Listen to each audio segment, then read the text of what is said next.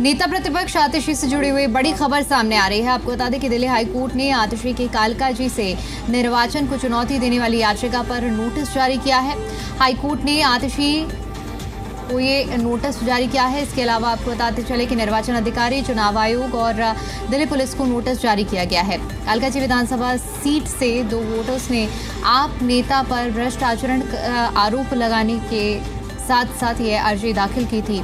Court ने EC और police से कहा था कि चुनाव सारे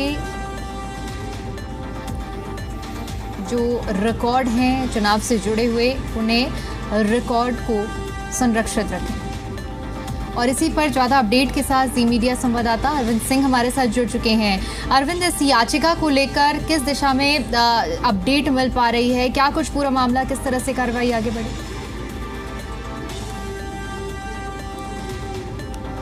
तो फिलहाल हमारा संपर्क नहीं हो पा रहा है अरविंद से, लेकिन जानकारी के लिए हम आपको बता दें दिल्ली हाईकोर्ट ने आतिशी के कालकाजी सीट से निर्वाचन को चुनौती देने वाली याचिका पर नोटिस जारी किया गया है।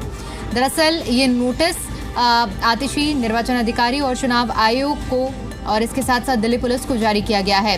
कालकाजी विधानसभा से 2 वोटर्स ने आप नेता पर भ्रष्ट आचरण का आरोप लगाया था और आरोप लगाते हुए अर्जी दायर की थी। और अब इस पर संज्ञान लेते हुए कोर्ट ने ईसी और पुलिस से ये भी कहा है कि चुनाव से जुड़े हुए सारे रिकॉर्ड को संरक्षित रखें। एक बार फिर से हमारे संवाददाता अरविंद सिंह हमारे साथ जुड़ चुके हैं। अरविंद, इस याचिका को लेकर क्या ज्यादा अपडेट, किस दिशा में नोटिस जारी किया गया, क्या कार्रवाई? देखिए, कालकाजी विधानसभा सीट से जो 2 वोटर हैं उन्होंने दिल्ली हाईकोर्ट का रुख किया था और उनका ये आरोप था कि विधानसभा चुनाव के दौरान आतिशी ने भ्रष्ट आचरण किया है और करप्ट प्रैक्टिस के चलते उनका निर्वाचन रद्द होना चाहिए। तो इस पर कोर्ट ने इलेक्शन कमीशन, रिटर्निंग ऑफिसर यानी निर्वाचन अधिकारी को और दिल्ली पुलिस को नोटिस जारी किया है। कोर्ट ने दिल्ली पुलिस और इलेक्शन कमीशन से ये भी कहा है कि चुनाव से जुड़ा जो पूरा रिकॉर्ड है उसको वो सुरक्षित रखें। और कोर्ट ने नोटिस जारी करते हुए इस मामले में जो सवाल उठाए गए हैं याचिका पर, उन पर जवाब मांगा है इलेक्शन कमीशन से, पुलिस से और खुद आतिशी से। याचिका में आरोप लगाया गया है कि चुनाव के वक्त चूंकि आतिशी मुख्यमंत्री थी तो लिहाजा उन्होंने मुख्यमंत्री होने का नाजायज फायदा उठाया। चुनाव प्रचार के दौरान उन्होंने अपनी सरकारी गाड़ी का इस्तेमाल किया।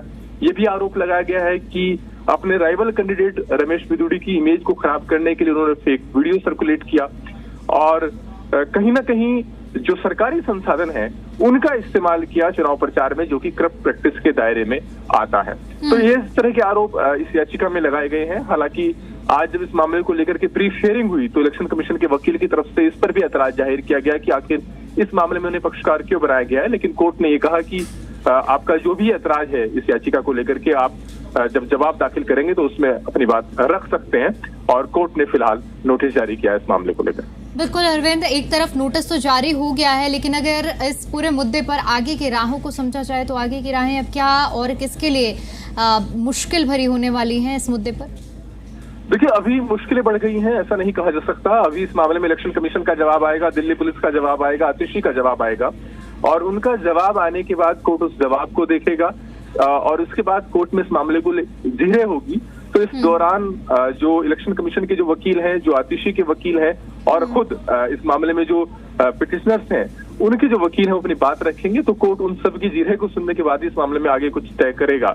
और इस तरह के मामलों में फैसला लेना निश्चित तौर पर इन सभी चरणों से होकर के गुजरना होगा कोर्ट को, कि जो बातें रखी गई हैं, जो आपत्तियां दर्ज कराई गई हैं इस याचिका में, उनमें कानूनी तौर पर कितनी मेरिट है। और ये सब कोर्ट तब डिसाइड करेगा जब कोर्ट इस मामले में सभी पक्षों की जिरह सुनने के बाद और सभी पक्ष का जवाब आ जाएगा तब। चलिए, ठीक है, बहुत शुक्रिया आपका हमारे साथ जुड़ने के लिए और जानकारी के लिए।